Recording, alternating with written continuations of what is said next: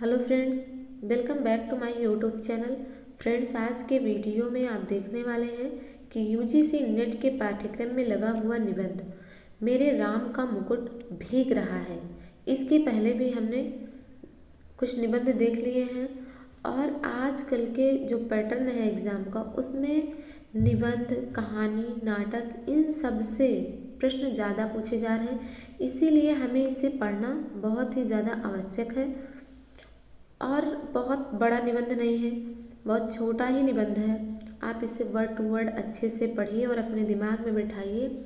इससे रिलेटेड जो क्वेश्चन आए जिससे वो आपका छूटने ना पाए। मेरे राम का मुकुट भीग रहा है, इसे लिखा है विद्यानिवास मिश्र जी ने और ये 1974 ईस्वी में लिखा गया था।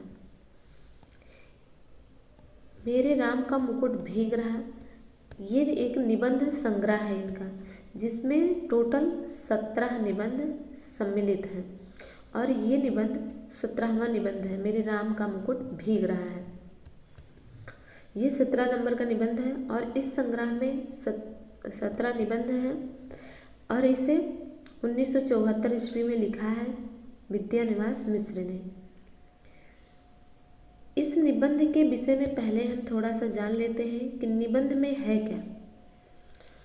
सबसे पहली चीज़ तो भूमिका में इन्होंने लिखा है, विद्यानिवास मिश्र जी ने अपने इस निबंध के भूमिका में लिखा है कि इसमें आधे निबंध तो पुराने हैं जो उन्होंने काफ़ी पहले लिखे थे और आधे निबंध नए लिखे गए हैं। यायावरी कुल को दिखाता हुआ इनका निबंध है, जबकि ये इनको घूमने फिरने का बहुत शौक़ था और काफ़ी दिन तक ये विंध्य पर्वतीय प्रदेशों में रहे और जब वहाँ से लौटकर अपने घर वापस आते हैं तो इन्हें वैसा ही फील होता है जैसे जब श्री राम जी वनवास काट कर अपने घर अयोध्या वापस लौट कर आते हैं। उसी पर इन्होंने यह निबंध लिखा है और इन्होंने एक पीढ़ी को दूसरे पीढ़ी से जोड़ते हुए लिखा है कि किस प्रकार एक पीढ़ी दूसरे पीढ़ी की भावनाओं को समझ नहीं पाती है और जब वह स्वयं उसी स्थान पर पहुंचती है तब वह उस पीड़ा को समझ पाती है। माँ की ममता के विषय में भी इस निबंध में इन्होंने दिखाया है। तो अब हम एक एक शब्द करके इस निबंध को पढ़ेंगे।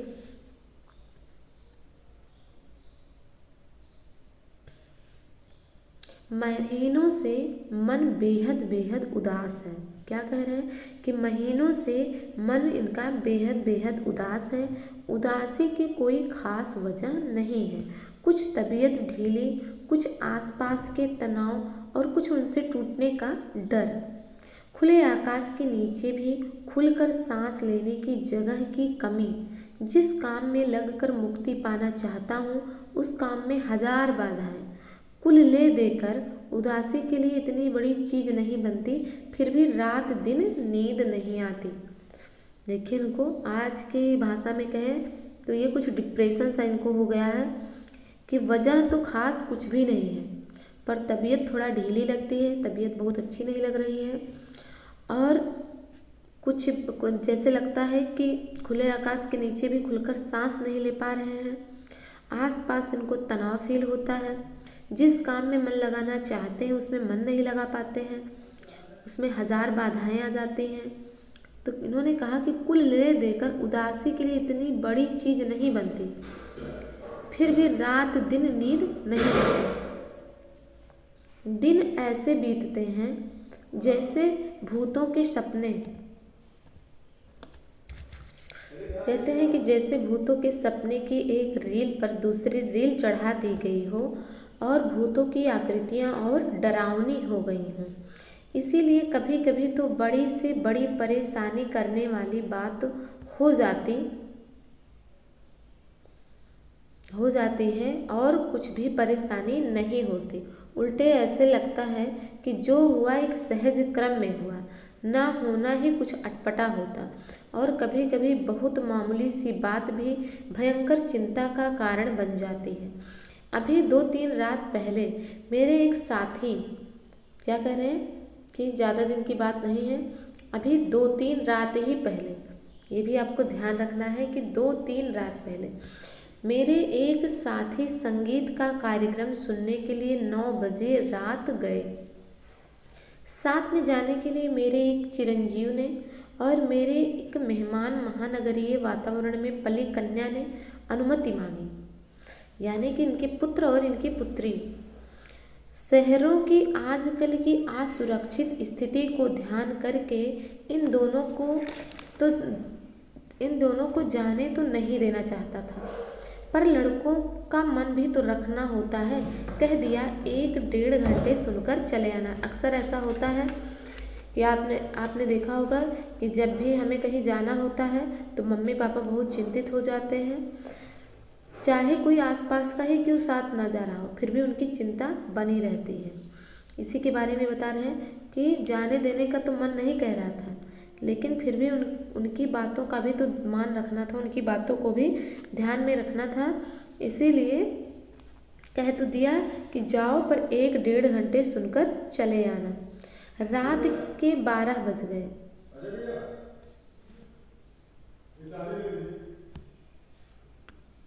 क्या हुआ कि रात के 12 बज गए, लोग नहीं लौटे। गृहिणी बहुत उद्विग्न हुई, झल्लाई, साथ में गए मित्र पर नाराज होने के लिए संकल्प बोलने लगी। इतने में जोर की बारिश आ गई। छत से बिस्तर समेट कर कमरे में आया, गृहिणी को समझाया, बारिश थमेगी, आ जाएंगे। संगीत में मन लग जाता है तो उठने की तबीयत नहीं होती, तुम सो, ऐसे बच्चे नहीं हैं। जब देखिए उन्होंने क्या कहा था कि 12 बजे कि 1-1.5 घंटे सुनकर आ जाना संगीत, लेकिन जब ये लोग 9 बजे गए तो ये कब आए? रात के 12 बजे तक आए ही नहीं। तब इनकी जो पत्नी है वो बहुत उद्विग्न हुई, बहुत परेशान हुई, झल्लाई, और जो साथ में मित्र लेकर गए थे बच्चों को, उनके लिए संकल्प बोलने लगी, यानी उन्हें उल्टा सीधा बोलने लगी। इतने में जोर की बारिश आ गई। छत से बिस्तर समेटकर कमरे में आया, गृहिणी को समझाया कि बारिश थमेगी तो आ जाएंगे। क्या होने लगा था? बारिश। इस घटना को भी ध्यान रखना है। संगीत में मन लग जाता है तो उठने का मन नहीं होता, तुम सो, ऐसे बच्चे हमारे नहीं हैं। पत्नी किसी तरह शांत होकर सो गई, पर मैं अकुला उठा, यानी पत्नी को तो मैंने शांत करा दिया पर खुद की परेशानी बढ़ा ली, खुद परेशान हो गया। बारिश निकल गई, ये लोग नहीं आए। बरामदे में कुर्सी लगाकर राह जोहने लगा, यानी बरामदे में कुर्सी लगाकर इंतजार करने लगे। दूर कोई भी आहट होती तो उदग्र होकर फाटक की ओर देखने लगता। रह रहकर बिजली चमक जाती थी और सड़क दिप जाती थी, पर सामने की सड़क पर कोई रिक्शा नहीं, कोई चिरई का पूत नहीं। एकाएक कई दिनों से मन में उमड़ती घुमड़ती पंक्तियाँ गूंज गई।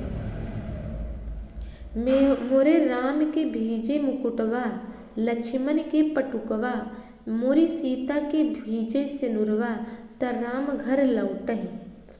उनका कहने का मतलब क्या है कि मेरे राम का मुकुट भीग रहा होगा, मेरे लखन का पटुका या दुपट्टा भीग रहा होगा, मेरी सीता की मांग का सिंदूर भीग रहा होगा, मेरे राम घर लौट आते।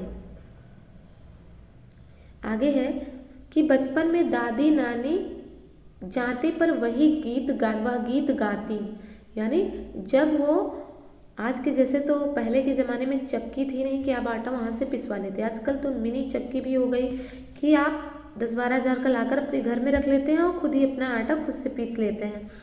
तो पहले ये चीज़ें नहीं थी। पहले आपको जाता जो कि पत्थर का बना हुआ होता था उस पर आटा पीसना रहता था। तो वहाँ वही बता रहे हैं कि जब ये लोग जाते पे पीसती थी तो यह गीत गाती, मेरे घर से बाहर जाने पर, विदेश में रहने पर वह यही गीत विह्वल होकर गाती और लौटने पर कहती, मेरे लाल को कैसा वनवास मिला था। ये सेंटेंस कब दादी नानी कहती थी? जब ये विदेश से वापस आते थे, और जब जाते थे तब ये कोई अलग गीत गाती थी, और जब वापस आते थे तो कहती थी कि मेरे लाल को कैसा वनवास मिला। जब मुझे दादी नानी की साकुलता पर हंसी भी आती थी। गीत का स्वर बड़ा मीठा लगता, क्योंकि जब बच्चे रहते हैं, जब उस भावना को, वह भावना उनके अंदर स्वयं नहीं आई रहती, तो उन्हें ये सब चीज़ें बहुत ही अजीब लगता है। जैसे जो स्त्री नहीं है, जो पुरुष हैं या जो स्त्री ही हैं, जब तक उनकी शादी नहीं हुई रहती, तब उन्हें मायके और ससुराल में फ़र्क नहीं होता। लगता है कि जो महिलाएं अपने मायके से ससुराल जा रही हैं वो क्यों रो रही हैं, पर जब वो खुद उस स्थान पर जाती हैं तो वही उनका रोने का प्रक्रिया चलने लगता है। तो यही चीज़ है कि दादी नानी जब आकुल होती थी, व्याकुल होती थी कि मैं इतना दूर विदेश जा रहा हूँ, इस पर वो गाती थी, दर्द भरे गीत गाती थी। पर मुझे गीत का स्वर कैसे लगता था? मीठा लगता था। हाँ, क्या करें, हाँ, तब उसका दर्द नहीं छूता था। देखिए आगे बता रहे हैं कि जो उस गीत में दर्द होता था वो मुझे छूता नहीं था, वो मुझे पता नहीं चलता था, उसका भाव मुझे समझ नहीं आता था। पर इस प्रतीक्षा में यकायक उस दर्द उस ढलती रात में उभर आया और सोचने लगा। अब देखिए, जब ये अपने बच्चे की प्रतीक्षा कर रहे हैं और वो नहीं आ रहे, तब अचानक से उस दर्द को इन्होंने महसूस किया। सोचने लगा कि आने वाली पीढ़ी पिछली पीढ़ी की ममता की पीड़ा नहीं समझ पाती और पिछली पीढ़ी अपनी संतान के संभावित संकट की कल्पना मात्र से उद्विग्न हो जाती है। बहुत ही इम्पोर्टेंट लाइन है कि जो आने वाली पीढ़ी है वो पिछली पीढ़ी की, जैसे हम लोग हैं तो अपने मम्मी पापा के जो उनका परेशानी है, जो हमें कहीं जाने के लिए वो मना करते हैं, या फिर इन सब चीज़ों को हम समझ नहीं पाते हैं, इन सब चीज़ों का महत्व तो नहीं समझ पाते कि वो ऐसा क्यों कर रहे हैं, क्या उनको हमारे ऊपर विश्वास नहीं है, क्या मैं इतना छोटा हूँ, ये सब बातें हम सोचते हैं। उस मना करने के पीछे का दर्द नहीं समझते कि हाँ, उन्हें कितनी भावनात्मक रूप से परेशानी होती है। तो वही ये बता रहे हैं कि आने वाली पीढ़ी पिछली पीढ़ी की ममता की पीड़ा नहीं समझ पाती और पिछली पीढ़ी अपनी संतान के संभावित संकट की कल्पना मात्र से उद्विग्न हो जाती है, परेशान हो जाती है। मन में यह प्रतीत ही नहीं होता कि अब संतान समर्थ है, यानी संतान आपका चाहे जितना बड़ा हो जाए, पर ऐसा नहीं लगता कि वो बड़े से बड़ा संकट झेल पाएगी, बड़े से बड़ा संकट झेल लेगी। बार बार मन को समझाने की कोशिश करता कि लड़की दिल्ली विश्वविद्यालय के एक कॉलेज में पढ़ाती है, कि जो उनकी बेटी है वो DU में, दिल्ली विश्वविद्यालय में पढ़ाती है, और लड़का संकट बोध की कविता लिखता है।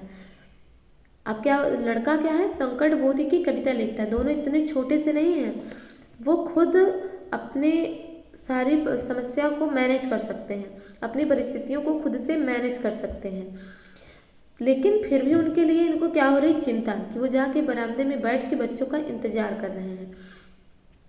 पर लड़की का ख्याल आते ही दुश्चिंता होती, यानी जैसे ही लड़की ये सोचते कि साथ में लड़की भी गई है, हमारी बेटी भी गई है, तो इनके मन की अवस्था और भी उद्विग्न हो जाती, दुश्चिंता होती। गले में जाने कैसे तत्व रहते हैं, सोचते कि गले में जाने कैसे तत्व रहते हैं, लौटते समय कहीं कुछ हो ना गया हो, और अपने भीतर अनायास अपराधी होने का भाव जाग जाता कि मुझे रोकना चाहिए था या कोई व्यवस्था करनी चाहिए थी। पराई लड़की, अब इनके कहने का मतलब है कि या तो मुझे रोक देना चाहिए था कि हाँ नहीं जाना है, तो बच्चे मान जाते, नहीं जाते मुझे भी परेशानी नहीं होती और वो भी परेशानी में नहीं फंसते, और या तो कुछ मुझे व्यवस्था कर देनी चाहिए थी कि आने जाने में कोई असुविधा ना हो। और ये सब सोचकर उन्हें अपराधी होने का भाव लगता है कि मैं ही इसका दोषी हूँ जो इतना देर हो गया और ये लोग नहीं आए, अगर कुछ हो गया होगा, कोई घटना घट गई होगी तो इसका जिम्मेदार मैं ही हूँ। फिर ये सोचते हैं कि पराई लड़की घर आई, कहीं कुछ हो न जाए, अभी उसकी शादी नहीं हुई है, तो कुछ जगहों पर क्या कहते हैं कि जब तक बेटियों की शादी नहीं हुई रहती है उनको कहते हैं बेटियां पराई होती हैं, जब वो दूसरे के घर चली जाती हैं तो वो उनको अपना घर मान लेती हैं। तो इस तरीके से बेटियों के बारे में है। अब आगे ये बताते हैं कि पराई लड़की का मतलब सिर्फ यही लड़की नहीं, लड़की तो हर एक की पराई होती है। धोबी की मुठरी की तरह घाट पर खुले आकाश में कितने दिन फहराएगी, अंत में उसे गृहिणी बनने जाना ही है। अब देखिए क्या कह रहे हैं कि हमारी जब होती तो वह हमारे पास सदा के लिए रहती, लेकिन वो क्या है, पराई है, वो दूसरे के, क्योंकि हमें उसे शादी के बाद दूसरे के घर भेज देना पड़ता है। और क्यों भेजना पड़ता है, गृहिणी बनने के लिए। तो यही बात कह रहे हैं कि घर आई कहीं कुछ हो न जाए। मन फिर घूम गया, किसकी ओर अब घूम गया, कौशल्या की ओर। इतना सोचते सोचते लाखों करोड़ों कौशल्याओं की ओर, अब जो भी माताएं हैं उन सब की ओर घूम गया दिमाग। और लाखों करोड़ों कौशल्याओं के द्वारा मुखरित एक अनाम अरूप कौशल्या की ओर। इन सबके राम वन में निर्वासित हैं, पर क्या बात है कि मुकुट अभी भी उनके माथे पर बंधा है। कहने का मतलब ये है कि राम तो वनवास चले गए, जो कि अपना सभी कुछ छोड़कर चले गए, बस जो भी कीमती है उनके सर पर उनका मुकुट है, और उसी के भीगने की इतनी चिंता है। क्या बात है कि आज भी काशी की रामलीला आरंभ होने के पूर्व एक निश्चित मुहूर्त में मुकुट की ही पूजा सबसे पहले की जाती है। क्या बात है कि तुलसीदास ने कानन को सत अवध समाना कहा, और चित्रकूट में ही पहुँचने पर उन्हें कल की कुटिल कुचाल दीख पड़ी। क्या बात है कि आज भी वनवासी धनुर्धर राम ही लोकमानस के राजा राम बने हुए हैं। कहीं न कहीं इन सब के बीच एक संगति होनी चाहिए। तो किस किस का जिक्र, किन किन शब्दों का जिक्र किसके द्वारा किया गया है, ये भी ध्यान रखना है कि मुकुट की पूजा की जाती है काशी में रामलीला के दौरान। और तुलसीदास कानन को सतवध समाना कहते हैं। चित्रकूट में ही पहुंचने पर उन्हें कल की कुटिल कुचाल देख पड़ी। और क्या है कि वनवासी धनुर्धर राम ही लोकमानस के राजा राम आज भी बने हुए हैं। इन सबके बीच एक संगति समानता होनी चाहिए। अभिषेक की बात चली, मन में अभिषेक हो गया, और मन में राम के साथ राम का मुकुट प्रतिष्ठित हो गया।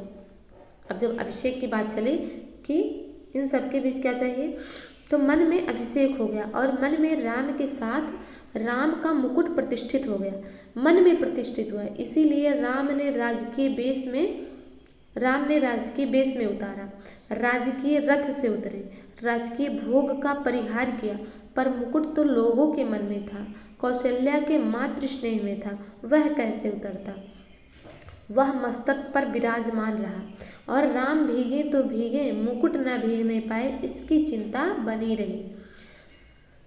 आगे है कि ये है कि जब वनवास जाने के पहले की ये सारी बातें हो रही। राजा राम के साथ उनके अंगरक्षक लक्ष्मण का कमरबंद दुपट्टा भी प्रहरी की जागरूकता का उपलक्षण है। जो प्रहरी की, क्योंकि राम क्या प्रहरी बनकर गए थे, तो इनकी जागरूकता का उपलक्षण है उनका दुपट्टा, वो भी ना भीगने पाए। और अखंड सौभाग्यवती सीता के मांग का सिंदूर ना भीगने पाए, सीता भले ही भीग जाए। आगे है, राम तो वन से लौट आए, सीता को लक्ष्मण फिर से निर्वासित कराए, पर लोकमानस में राम की वन यात्रा अभी नहीं रुकी। मुकुट, दुपट्टे और सिंदूर के भीगने की आशंका अभी भी साल रही है, परेशान कर रही।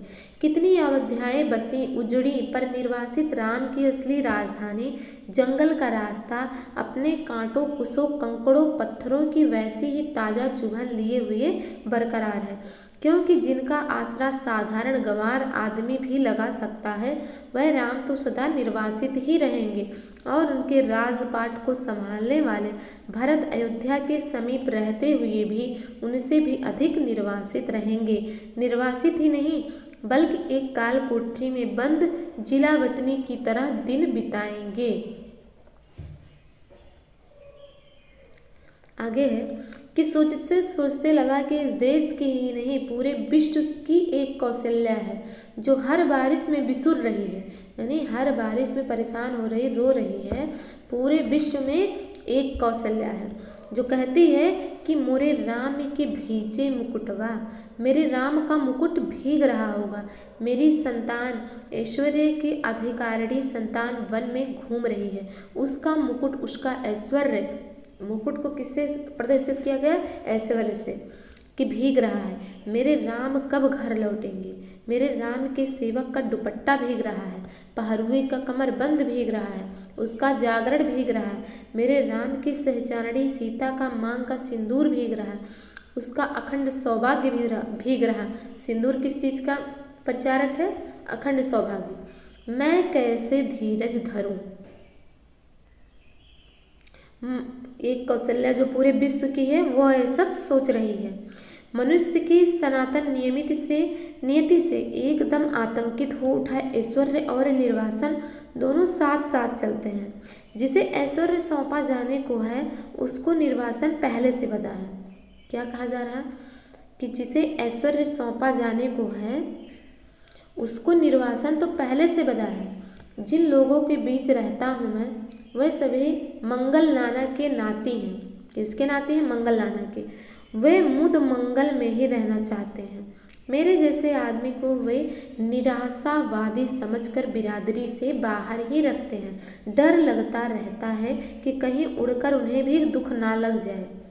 पर मैं आशेष मंगल कांक्षाओं के पीछे से झांकती हुई दुर्निवार शंकाकुल आंखों में झांकता हूँ तो मंगल का सारा उत्साह फीका पड़ जाता है और बंदरवार ना दिखकर बटोरी हुई रस्सी की शक्ल में कुंडली मारे नागिन दिखती है। मंगल घट औंधाई हुई अधफूटी गगरी दिखता है। उत्सव की रोशनी की तामझाम धुओं की गांठों का अंबार दिखता है और मंगल वाद्य डेरा उखाड़ने वाले अंतिम कारबरदार की उसास में बजकर एक बारगी बंद हो जाता है। ये सब क्या है? सिचुएशन बता रहे हैं कि जिन लोगों के बीच में मैं रहता हूँ वे मंगल नाना के नाते हैं।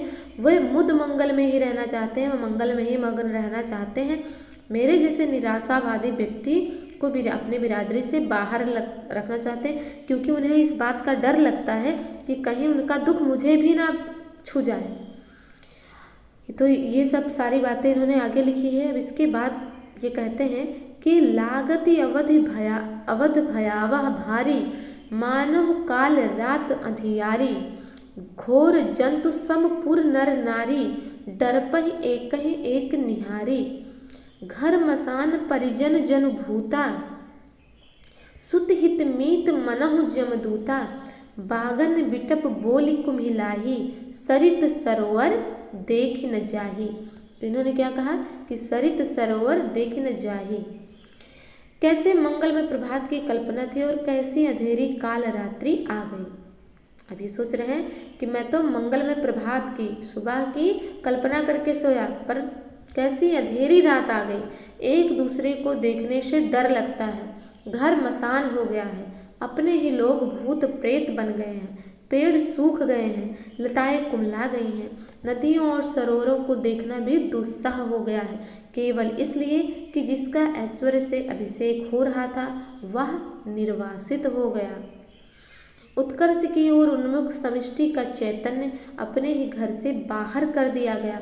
उत्कर्ष की मनुष्य की ऊर्ध्वोन्मुख चेतना की यही कीमत सनातन काल से अदा की जाती रही है। इसीलिए जब कीमत अदा कर ही दी गई तो उत्कर्ष कम से कम सुरक्षित रहे, यह चिंता स्वाभाविक हो जाती है। क्या कहते हैं कि जब कीमत अदा कर ही दी गई तो उत्कर्ष कम से कम सुरक्षित रहे, यह चिंता स्वाभाविक हो जाती है। जिस चीज़ के लिए हम कीमत दे देते हैं उस चीज़ के प्रति हमारा स्नेह बढ़ जाता है।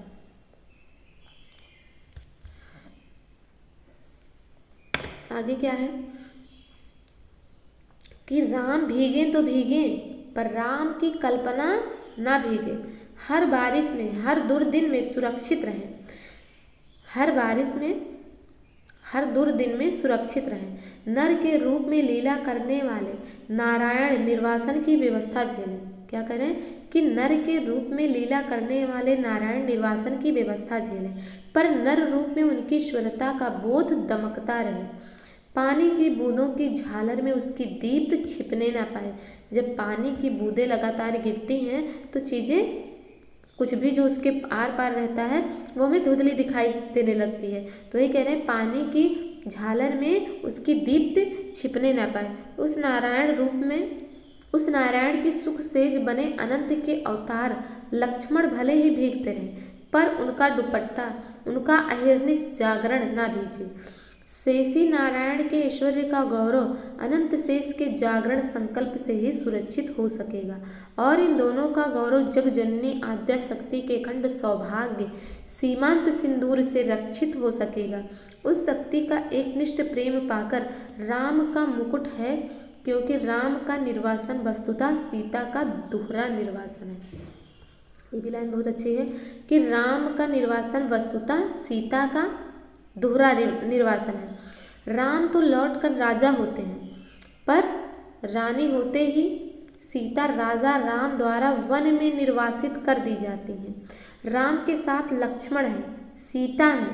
सीता वन्य पशुओं से घिरी हुई बिजन में सोचती हैं, प्रसव की पीड़ा हो रही है, कौन इस बेला में सहारा देगा, कौन प्रसव के समय प्रकाश दिखलाएगा, कौन मुझे संभालेगा, और कौन जन्म के गीत गाएगा। कोई गाता नहीं गाता। सीता जंगल की सूखी लकड़ी बीनती हैं, जलाकर अजोर करती हैं और जुड़वा बच्चों का मुंह निहारती हैं। दूध की तरह अपमान की ज्वाला में चित्त कूद पड़ने के लिए उफनता है। क्या होता है कि अपमान की ज्वाला जो है वो अपमान की ज्वाला में चित्त जो शरीर है वो कूद पड़ने के लिए उफनता है, और बच्चों की प्यारी और मासूम सूरत देखती ही उस पर पानी के छींटे पड़ जाते हैं, उफान दब जाता है। यानी जब जो है सीता के ऊपर झूठा आरोप लग गया था, जब उन्हें निर्वासित कर दिया गया दोबारा वन में, तब वो क्या करती हैं, जब उनके बच्चे हो जाते हैं तब भी उनके दिमाग में वही अपमान की ज्वाला जलती रहती है। वो सोचती है कैसे मैं अपने आप को खत्म कर दूं, अपने आप को भस्म कर दूं जितना मेरा अपमान हुआ है। पर वो अपने बच्चों की प्यारी सूरत को देखकर उनकी जो ये भावनाएं उमड़ रही थी उस पर पानी के छींटे पड़ जाते हैं, और जो उनका उफान है वो दब जाता है। पर इस निर्वासन में भी सीता का जो सौभाग्य वो कैसा खंडित है। वह राम के मुकुट को तब भी प्रमाणित करता है। मुकुटधारी राम को निर्वासन से भी बड़ी व्यथा देता है, और एक बार और अयोध्या जंगल बन जाती है। अयोध्या क्या बन जाती है? जंगल। स्नेह की रसधार रेत बन जाती है। सब कुछ उलट पुलट जाता है। भवभूति के शब्दों में पहचान की बस एक निशानी बची रहती है। भवभूति के शब्दों में कहा जाए तो एक निशानी बची रहती है कि दूर ऊंचे खड़े तटस्थ पहाड़, राज मुकुट में जड़े हीरो की चमक के सैकड़ों शिखर एकदम कठोर, तीखे और निर्मम। जो आगे कहते हैं श्लोक के रूप में, पुरा यत्र स्रोता पुलिन मधुना तत्र सरिताम विपर्यासाम यातो घन विरला भाव छित्रु हामु बहो काला दृष्ट हैपरम्यु मनेत मनविदम निवेशा शैलाना तदित मिति बुद्धि दृढ़यति। राम का मुकुट इतना भारी हो उठता है कि राम उस बोझ से करा उठते हैं अपने मुकुट। इस वेदना की चित्कार में सीता के माथे का सिंदूर और दमक उठता है, सीता का वर्चस्व और प्रखर हो उठता है। जब राम का मुकुट इतना भारी हो उठता है कि राम उस बोझ से कराह उठते हैं, उस वेदना की चित्कार में सीता के माथे का सिंदूर और दमक उठता है और सीता का वर्चस्व और प्रखर हो उठता है। आगे है कि कुर्सी पर पड़े पड़े यह सब सोचते सोचते 4 बजने को हुआ है। अब देखिए 9 बजे के गए वो लोग, अब ये 12 बजे से बैठ के इंतजार कर रहे हैं। अब 4 घंटे आगे भी बीत गए, 4 बज गए। इतने में दरवाजे पर हल्की सी दस्तक पड़ी। चिरंजीवी निचली मंजिल से ऊपर नहीं चढ़े। सहमी हुई कृष्णा यानी मेरी मेहमान लड़की बोली, दरवाज़ा खोलिए। जो मेरे पुत्र थे वो निचली मंजिल से ही ऊपर नहीं आए, पर डरी हुई मेरी जो बेटी है कृष्णा, उसने क्या कहा? दरवाज़ा खोलिए। आंखों में इतनी कातरता कि कुछ कहते नहीं बना। सिर्फ इतना कहा कि तुम लोगों को इसका क्या अंदाज़ा होगा कि हम कितने परेशान रहे। भाई उस समय मोबाइल फ़ोन तो था नहीं कि आप फ़ोन करके सूचना ले लीजिए कि हाँ कैसे हैं, कहाँ हैं। सिर्फ अनुमान लगाया जा सकता, या तो उनके पीछे उन्हें ढूंढने जाया जा सकता था, या फिर आप इंतज़ार कर सकते थे बस। भोजन दूध धरा रह गया, किसी ने भी छुआ नहीं। मुंह ढाँप कर सोने का बहाना शुरू हुआ। मैं भी स्वस्ति की सांस लेकर बिस्तर पर पड़ा, पर अर्धचेतन अवस्था में फिर जहाँ खोया हुआ था वहीं लौट गया। अपने लड़के घर लौट आए, बारिश से नहीं संगीत से भीगकर।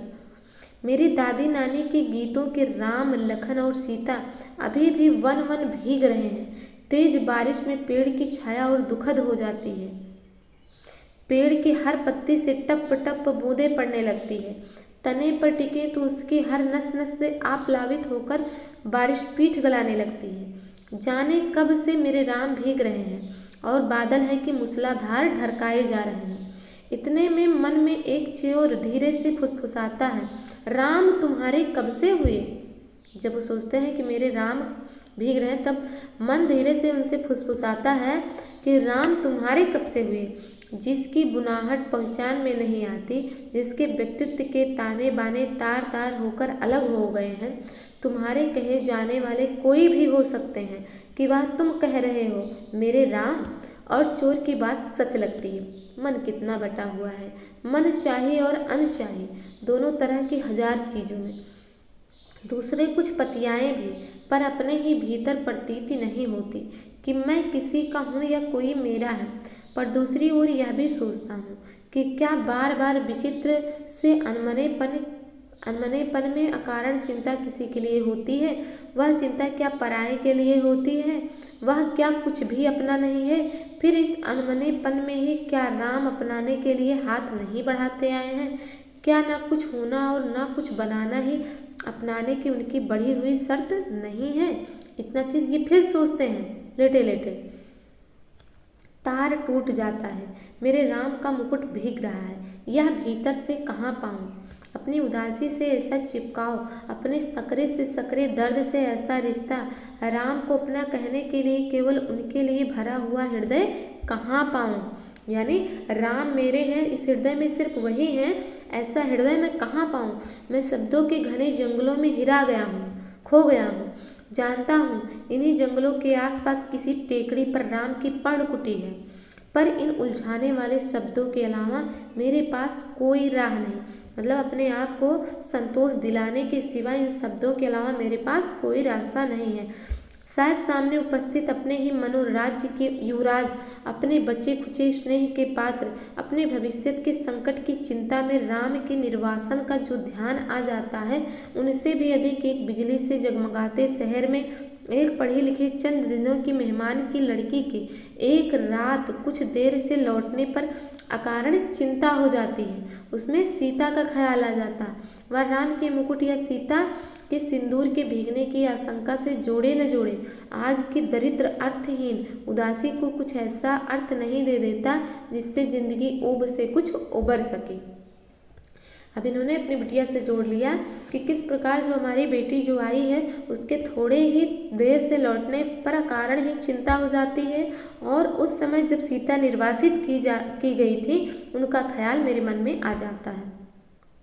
और इतने में ये सब होते होते 4 तो पहले ही बज चुके थे। इतने में होते होते क्या हुआ, पूरब से हल्की उजास आती है और शहर के शोर भरे बियाबान की चक्की के स्वर के साथ चढ़ती उतरती जतसार गति हल्की सी सिहरन पैदा कर जाती है।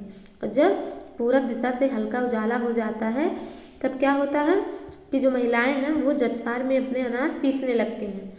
मोरे राम के भीजे मुकुटवा और अमचूर की तरह विश्वविद्यालयी जीवन की नीरसता में सूखा मन कुछ जरूर ऊपरी सतह पर ही सही भीगता नहीं तो कुछ नम तो हो ही जाता है, और महीनों की उमड़ी उमड़ी उदासी बरसने को आ जाती है। बरस ना पाए यह बात अलग है, कुछ भीतर भाप हो तब न बरसे, पर बरसने का यह भाव जिस ओर से आ रहा है उधर राह होनी चाहिए।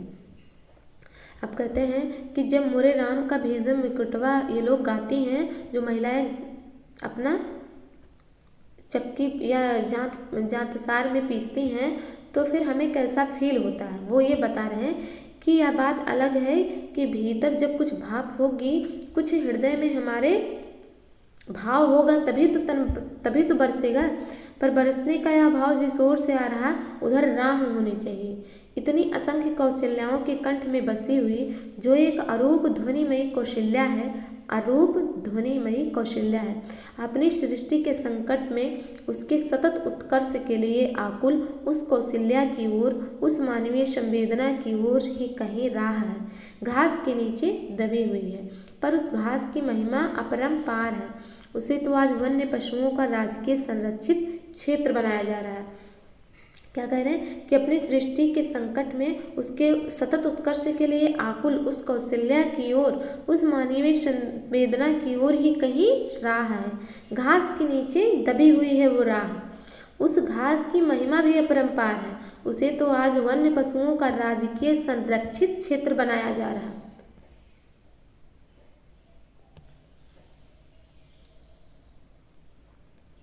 आगे है कि नीचे ढकी हुई राह तो सैलानियों के घूमने के लिए, वन्य पशुओं के प्रदर्शन के लिए, फोटो खिंचाने वालों की चमकती छवि यात्राओं के लिए बहुत ही रमणीक स्थली बनाई जा रही। उस राह पर तुलसी और उनके मानस के नाम पर बड़े बड़े तमाशे होंगे, फुलझड़ियाँ लगेंगी, सैर सपाटे होंगे, पर वह राह ढकी ही रह जाएगी। केवल चक्की का स्वर, श्रम का स्वर ढलती रात में, भीगती रात में, अनसोए वात्सल्य का स्वर राह तलाशता रहेगा कि किस ओर राम मुड़े होंगे बारिश से बचने के लिए। किस ओर बता दो सखी। इस प्रकार से मेरे राम का मुकुट भीग रहा है। निबंध यहीं पर समाप्त होता है और मैंने इसे आसान से शब्दों में समझाने का प्रयत्न भी किया है। आपको यह प्रयास हमारा कैसा लगा, ये वीडियो में कमेंट के माध्यम से ज़रूर बताइएगा। और इससे रिलेटेड पिछली बार यूजीसी नेट में पूछा गया था प्रश्न कि यह निबंध कब लिखा गया है, तो 1974 ईस्वी में यह निबंध लिखा गया है, जिसमें उस समय ऑप्शन आया था 1971, 72, 73, 74। तो आपको क्लियर याद रखना है कि निबंध कब लिखा गया, 1974 ईस्वी में।